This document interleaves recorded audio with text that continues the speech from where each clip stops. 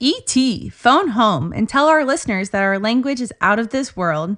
Content is not suitable for all listeners. You have been warned.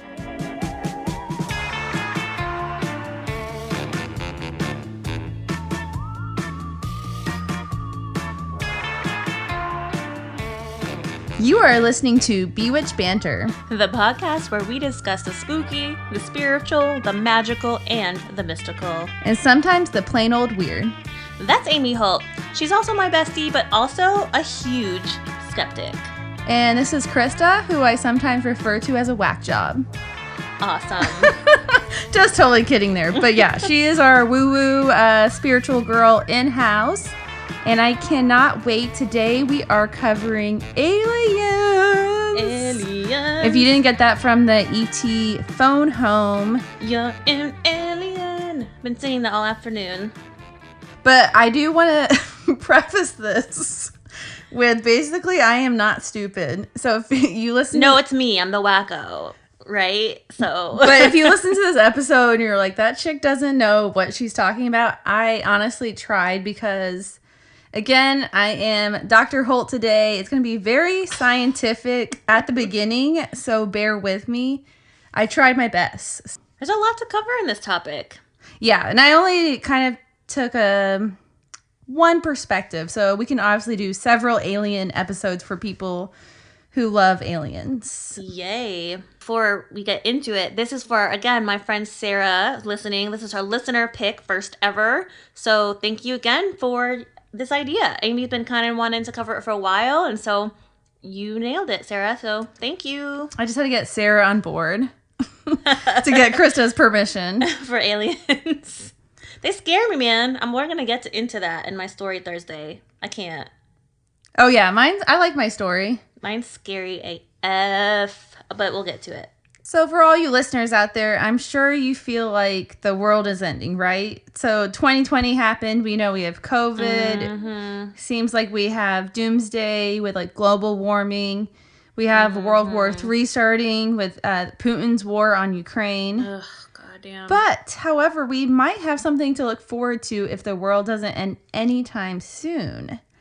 And it has been predicted that we may be able to find alien life in our lifetime, which is, I think it's really cool. Oh, I mean, definitely exists. That's without a doubt. I'm not questioning that, but the fact that we can actually communicate, and I don't know if we would meet them, but the goal, we could, in our lifetime, communicate with aliens.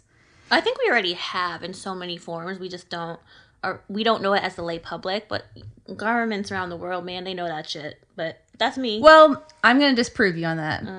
A certain extent. I will let you... There's definitely alien life out there, but have we had contact with them? And have they visited Earth? Oh, yeah. 100, that's more 100. of a question, but I feel like either way, whichever way you look at it, you'll find that you'll take away from this episode that the government is lying to us for their benefit. We all knew that. Duh. Captain Obvious here. I'm here to Lying again, motherfuckers. We know this. But did you know we, as soon as 2040, we might be lucky enough to be able to communicate with aliens, and even maybe sooner? I did not, and I don't want to. No, thank you. I think it'd be cool. I'm scared. So who's saying this? So this prediction is based on what's called the Drake equation, and this is where Jersey Drake. Listen. I don't know what you're talking about. Drake.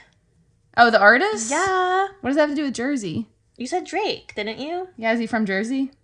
No, but something about Drake. I don't get the Jersey connection. But you didn't say Drake something? You said Drake equation. Yeah. There it is. Drake. The name Drake. I know, but you said Jersey Drake.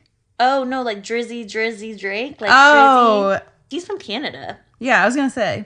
The Drake equation, and it was created by Frank Drake, and he is an I can't even say it, these big words. Astrophysicist, and he was the chairman of the SETI, which stands for the Search for Extraterrestrial Intelligence Institute. And I guess there's multiple SETIs. I learn something new every day. And he's not STI, as opposed to STI. And he's the chairman for the one based in California. What is the Drake equation? So it calculates how many advanced and detectable civilizations there should be in the Milky Way or in any one year. So how do they figure this out? I mean, you gotta be really smart for this. I can't even do fucking basic geometry. So. Well, so try to follow this. Or algebra. So yeah. I'm out. That's why I said I had to preface this with I'm not a scientist. They gathered this number by first looking at how many stars are in our galaxy. And so a modest... How the fuck do they even know that? It baffles me. Space is so fucking cool. P.S. Even though I'm terrified of aliens, I definitely want to go to the moon still. So, Elon Musk, if you're listening, I'm coming on your first commercial flight for the public. Thanks. Oh, because you're so rich? Yeah. I have no desire to go to the moon, actually. What? Nah. I fucking totally do. I'd rather just go to the beach. What if there's a beach on the moon? I guess they didn't know. I don't know. I didn't think there was water on the moon. Yeah, I think they... Yeah, I don't think there is either. Yeah. I don't know. We digress. Okay, back to the topic. So, because I feel like I have to get this out or people won't follow it. Okay. So, they estimate there's 100 billion stars, and that's a modest estimation. While... Just in our galaxy, correct? Yeah, but actually, there might be more like 300 billion. So, Jesus, quite a huge amount. How the fuck do they even begin to speculate or calculate that? It's just insane. I didn't get to that. And then... It just, blows my mind. Obviously, massive computer machines, I'm sure. But, what the fuck? And then they roughly estimate... So, think about it. There's 100 billion up to 300 billion stars that... There's about 20 to 50% of these stars have planetary systems. But not all of the stars can host planetary systems that can host life like that happens on Earth, or intelligent life. And so they estimate about 1 in 5 of those planetary systems could host life like we experience on Earth. Wow. And then this is what made me think. I was reading the article and I read this sentence 3 times and I was like, am I dumb? Or they just don't know shit. Or you just dumb as fuck. Or they don't know shit about fuck, Marty. That's pretty much what I'm taking away every episode, it's in there. But they said, of these bio-friendly worlds, from 0% to 100% would actually go on to develop a life. And of those worlds, in turn, from 0 to 100% would develop life forms that we consider intelligent. So I don't really know. What the fuck does that mean? Wide open? The opportunity for life is wide open. I have no idea, and that's why I put that sentence in there, because if anyone understands, please message me, because I was like, I don't get what they're trying to tell me. Okay, back to shit I can actually understand, though. Or at least I thought I could wrap my head around. Okay, summarize this. So there's 300 billion stars. 20 to 50% of those stars could harbor planetary systems. Then 1 in 5 of those could host intelligent life. And then Drake estimates that 10 to 20% of that group could have smart enough civilizations that they can make themselves known to us. Most people agree that there are other life forms out there in the galaxy. That's not really a debate. But what Drake is trying to figure out is that, yes, they are out there, but that doesn't mean much if they can't communicate or let us know that they are out there.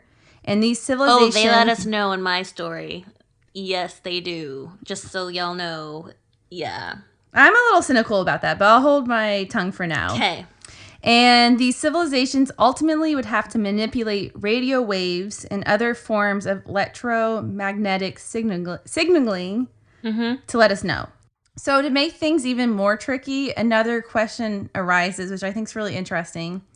How long will any of these civilizations be around to let us know that they exist? So think of planet Earth. Like I just said. We're destroying ourselves. Yes. We got global warming. God knows nuclear war. And it's estimated that the sun will survive for about 10 billion years. Do we know how old it is estimated? Yes, that was my next sentence. 3.5 billion years that the sun has already been around. We'll be dead. We'll be long gone when the sun burns out. But then to put it even in a narrower lens, we've only had the capability of producing radio waves for about 100 years. Yeah, that makes sense. So it's a very small window in the time of civilization being around. Think about how fast, like I just always obviously go to a media lens because of radio broadcast, but like think of how much we've done and how much technology has advanced from, the terrestrial broadcasting to digital now. It's like insane. It's fucking wild. But like, can't aliens infiltrate digital signals? I would think. Or does it have to be radio? Well, yeah, radio, they could communicate with us during, like, with radio too. But what I'm really trying to say is, so for example, if there's another civilization trying to send us radio signals saying like, hey, what's up? Or hey, we're here, whatever. We come to destroy you. Yeah, any of those.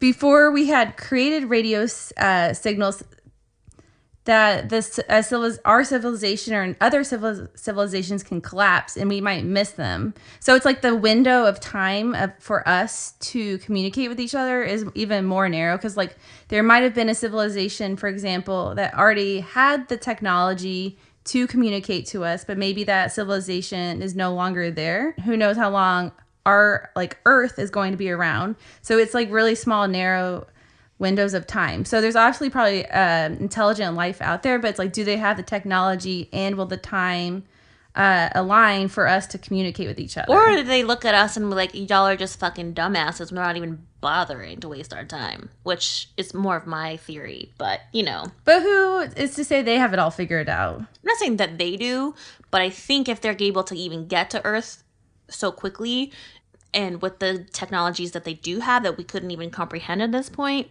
I think they probably see us or observe us and take one look and are like, peace out. They're killing themselves. Well, maybe. Or, I mean, I just think it's probably more likely, like what I'm saying, the minimal chance of the two civilizations having the technology at the same time to communicate is hard. Like, got it. Yeah, it's just way more narrow of a window, which I thought was a really interesting idea. I've never considered. I haven't even thought of that. Yeah. The Drake equation does a much more eloquent, beautiful, and very scientific way of explaining this. Look it up if you are a scientist. We are not. But basically what they're saying is there's so many variables out there that it's really, and so much life out there that there's a good chance that eventually we will be able to communicate with aliens sooner than we thought, which I think is really interesting. Even the people who are big cheerleaders and believers of the Drake equation system actually end up, I think this is hilarious, they describe it as a way of, quote, organize our ignorance. Again, kind of reiterating the fact that no one knows anything about this. Fuck Marty. Yeah. Yes. Like we're on just the tip or the cusp of knowing anything about intelligent life forms outside of Earth. Okay, so thankfully, because of technology we have today, we have so far been able to analyze at least a few thousand star systems. But because the technology is growing and like improving so much, that they believe that by the year of 2034, that astronomers will successfully be able to study over 1 million star systems. Whoa. Which is incredible. So fucking cool. And that just means that we'll be that much closer to be able to communicate with aliens. So now we're going to switch gears. That was kind of more like the scientific. I thought it was all really interesting. I love that. I have so many questions. And actually, one of my colleagues works with the School of Space Exploration, I think. What's it called? I have no idea. It's School of Science and Sounds Space good enough to Exploration. me. Anyway, and he writes about it. And it's so effing cool. And I hear all these things that we're doing with NASA. And I wonder how many of those physicists and astronomers, nope. Help me out. Astrophysicists, thank you. I'm thinking of my astrology brain. The astrophysicists actually believe in intelligent life. They must. If they're studying this shit, there's no way. I think most of the science community does. That's cool. I appreciate that. Well, I think it's kind of almost small-minded to think that we are the only civilization out there with how many like potential there is. Like that's what I was trying to allude to with like all those numbers I was saying. I know that was a lot of numbers I'm throwing at people, but like the potential. Yeah, so to think that we're the only civilization out there is kind of small-minded. It's so narcissistically human. You know what I mean? It's just so fucking human of us to think that we are the end all fucking be all. But then again, who knows? At the end of the day, we really just don't know. You know what I mean? Yeah, that shit is scary. I don't want to be alone in the universe. Although I don't know why you always take it in such a scary, negative lens. I get scared about shit I don't know about. I think it's exciting. No, it's like it'd be really cool to connect, but like also imagine like if they could come and like teach us their wisdom. I don't know why it always has to be. I guess like for example, we've talked about this with like ghosts. I always think people are shitty because I think people are shitty. Yeah, and I don't know if I look at it in such a dark lens. We know, and everyone knows, and their mother knows that there's a million stories floating around online about the government trying to cover up UFO and alien sightings. Yeah. So I kind of wanted to cover the opposite of that and like really have a discussion and have people think about it differently. I'm going to ask everyone to consider this for a second. Okay.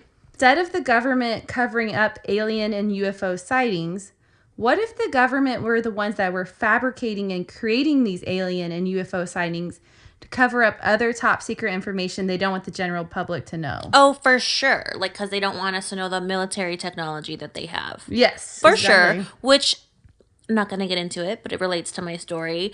However, I think that's bullshit because knowing how to... As from a PR perspective, knowing how to manipulate a message and a narrative, it's very clear to me that's what they're doing, but not for the purpose you just stated. It's for it's cover up very clearly. I know, but I think it's interesting that a lot of people think that the government's covering up these UFO sightings, but really they're the ones sometimes creating the UFO sightings, like making it up. Yeah, which I think is kind of crazy to get people talking. Well, yes, that and to cover up, they don't want people knowing their secrets. And there's a documentary called The Mirage Men. Have you ever seen it? No. I really want to watch it. So it really dives into this topic. But that's a really cool question. And it was released in 2013. And it's the whole documentary centers on the idea that the real conspiracy is that the U.S. government actually has fabricated and created evidence to make us believe in aliens. There's a Guardian article that kind of covered this documentary, and that's where I got most of my information. Okay. I don't know. I'm so skeptical. Like they're hiding some bullshit. Yes, they're hiding technology that they don't want us to know about for sure. Mm-hmm. But I also think they're hiding that technology that they got and know of only because of ETs. That's my opinion. I personally think that I believe more that the government probably is covering stuff up. I believe there's aliens and all that and intelligent life out there, but I don't really feel like we probably have had the technology to actually travel, or they probably don't have the technology to travel here. Because I thought you were about to say the moonwalk was a hoax. I was like, oh girl, oh no. No, but like their planet would be like light years away. Right? Right.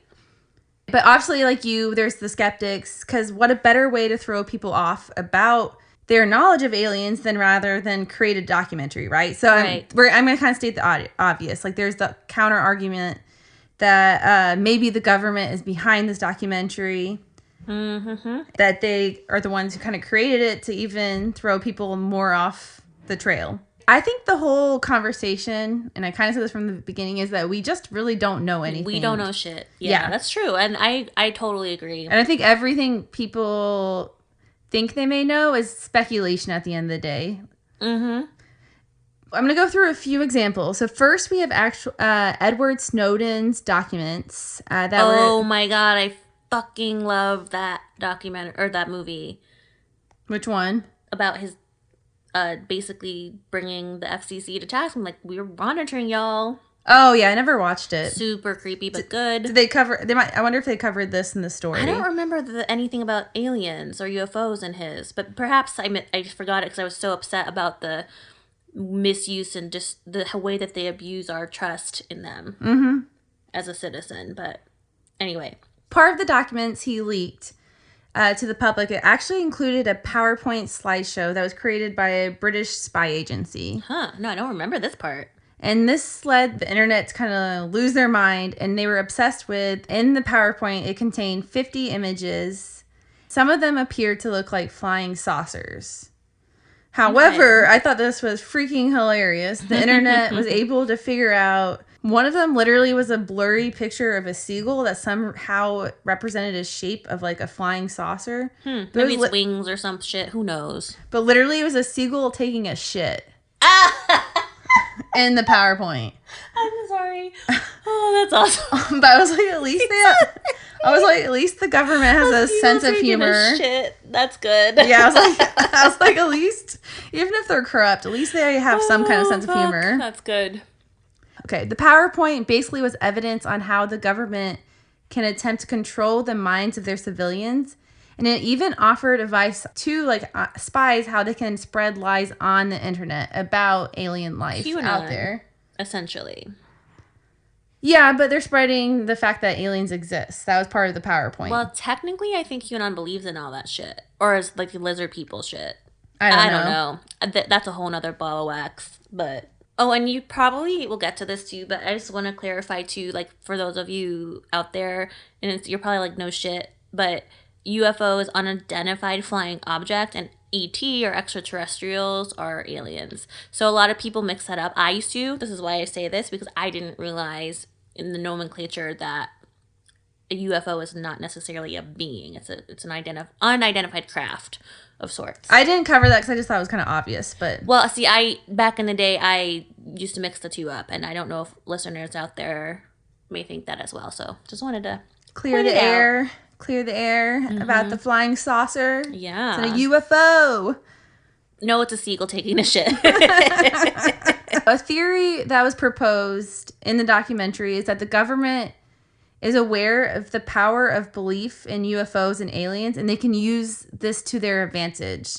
Through the internet, they can exploit these beliefs to cover up things like, kind of like you said, testing secret aircrafts or military exercises. And the PowerPoint really focuses on how the internet and the media can discredit people and spread lies, which is 100% really scary. Yeah, the power of media is very scary because they're just as large as the government, if not more powerful. And it's a personal passion of mine to discuss this topic at length, in part why we have Bewitched Banter, because I think that it's so important to discuss things openly and debate, right? Have some civic fucking debate. Have some thought and question every motherfucking thing. Yes, I'm a believer in things that many people aren't, but guess what? That doesn't mean I'm not still questioning things. Of course I do, right? But sorry, you took me on a tangent of that said. I actually just covered an article about the power of government and free speech. And as it relates to media corporations and big tech corporations, think about the power these motherfuckers have to control our narrative. Well, think about the election. Exactly. With Facebook kind of putting their head down and not doing much, knowing that all that fake information was like circling around on their social media platform. Yep. And that got with zero repercussions, basically, except a bad PR blip in the radar. But like, I mean, it blows my mind. I have so much. That's a whole nother topic for another day. That is such tricky territory because nothing's black and white. No, it isn't. And actually, that's part of the theme of the story I wrote, because it's becomes an ethical question, a moral question versus a legal one, really, at the end of the day. You brought me to the media topic. Here we are. Well, I mean, this is... I know we're talking about aliens, but part of it is a big conversation about the lies we're being told. Exactly. Or the keeping of information from us, whichever way you look at it. I want to dive into a story. According to the internet, this is a very popular story for alien lovers out there, which I'm not a big alien fanatic, so... Oh, you're not? Sorry if this is like common sense for the alien people like out there. Like, I already know this. Why are you telling me this basic story? Oh my God. The story goes, in 1979, Paul Benowitz, like any other alien story, how they all start out, since I know so many of them, started seeing some strange lights in the sky. And because of his day job where he worked with electronics, he was able to then use some kind of equipment to pick up on some weird transmissions. Okay. Let's forget the fact that he lived directly across from the Air Force Base. Okay. He was convinced that the lights he kept seeing in the sky and the weird transmission signals were aliens, of course. Yeah, what else? He was concerned about the alien activity he was experiencing in his backyard, so he thought he would do his like neighborly citizen duty, and he went to the Air Force. Okay. The Air Force knew that Paul was actually eavesdropping in on their activity. Oh, yeah, they know everything, y'all. And despite knowing this, they kind of played him, I would say kind of, that's too live word. They played him for a fool and kind of like encouraged him. They're like, hey, you should investigate this further, and almost made it like a whole game. That's so fucked up. Like, I mean, wow. I don't put anything fucked up past the government to do to citizens, but like that is really it gets worse. Mean. It gets worse. That's mean girl shit. They're kind of like, oh, how interesting. Let us know what you discover. Like, keep us up to date. Paul, I mean, he was like probably a lot of alien lovers, a crazy conspiracy theorist. Okay. And he was soon an expert on all things that had to do with aliens, of course. Mm-hmm. He learned a second language, alien talk. He was like an amateur pilot, so he sometimes would fly a plane around, and he found an alien shuttle space crash that happened nearby. And he soon let the world know how crazy he was. He was a crazy mofo because he was telling everyone and their mother to be concerned because aliens are going to invade. Be careful. He was ringing the bells. What if he's right, though? I'm not saying in our lifetime, but I don't know. Yeah, but what he was seeing wasn't real. Oh. This is the part that I think is really evil. The government basically was like having fun messing with him. Yeah, they were dumping fake props for him to find and kind of were surveilling him while he was surveilling them. They even gifted him a software that supposedly interpreted the signals that were coming from outer space. That's so fucked up. Yes, and this is where it gets really dark. So Peter eventually in 1988 was checked into a psychiatric facility. Which they mandated. I'm speculating. No, they didn't mandate it. I think his family sent him. Mm-hmm. With pressure from the government, I am sure. You might be fabricating that part, but I'll allow you. Speculating. Wildly, as always. But that's how much I distrust government. And before he went to the psych ward, he again rang the bells that aliens were controlling humans through electromagnetic devices.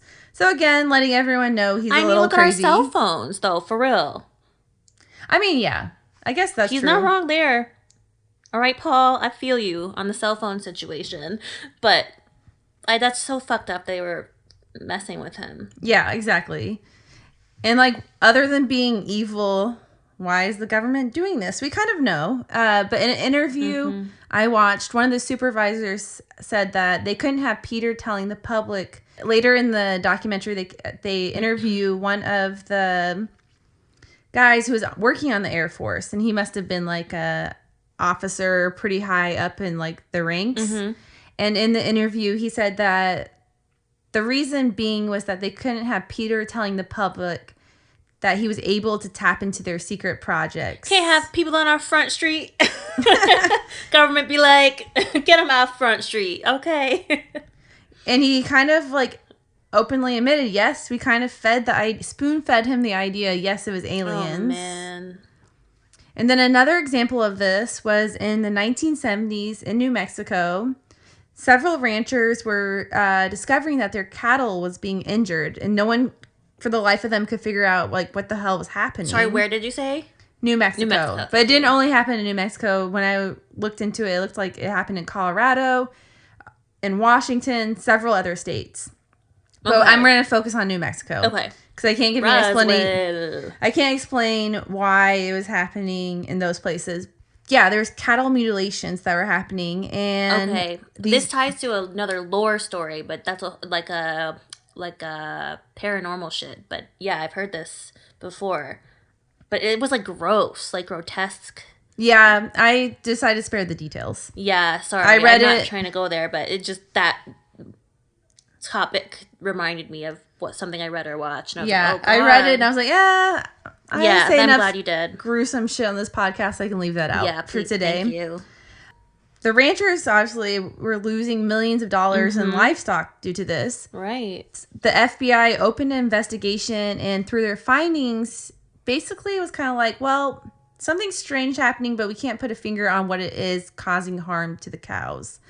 They also said that the cow mutilations were happening from common predators, where the ranchers were coming forward and were like, no, we can tell if it's a common animal that's coming and attacking them. Like a wolf or some shit. Yeah. It's obvious, but this is not from an animal. This again led to hysteria. People believed it was Satanists. People then also believed it was aliens who were attacking the cattle, and it was just another cover-up from the government. What actually was happening was the government was leading an experiment that they were advised against leading. They were told by several scientists not to do this experiment. That was very dangerous. What do you know? And they were trying underground nuclear fracking. Oh my God. They don't give a fuck about us. Oh.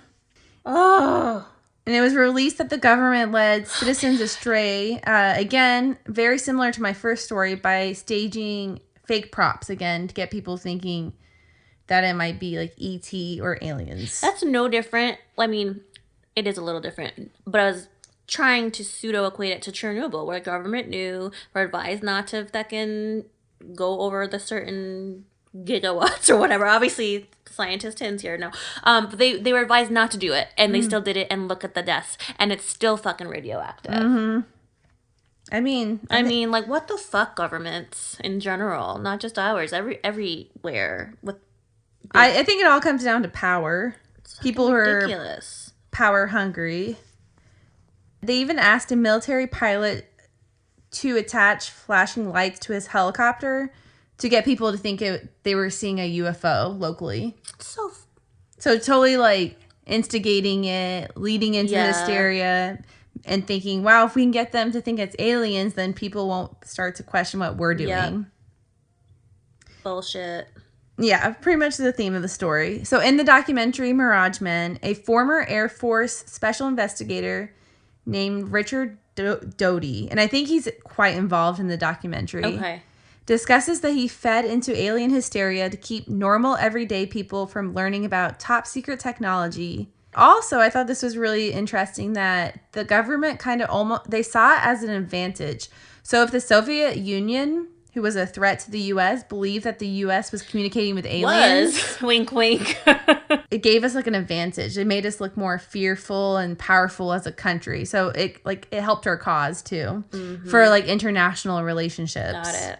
He talks about his experience purposely leaking classified documents. Wow. And they were named, some of the documents were called the Majestic 12. In this document that they purposely leaked, it actually talks about President Truman forming a committee with aliens, which I just think is crazy. Okay. And they're classified as real.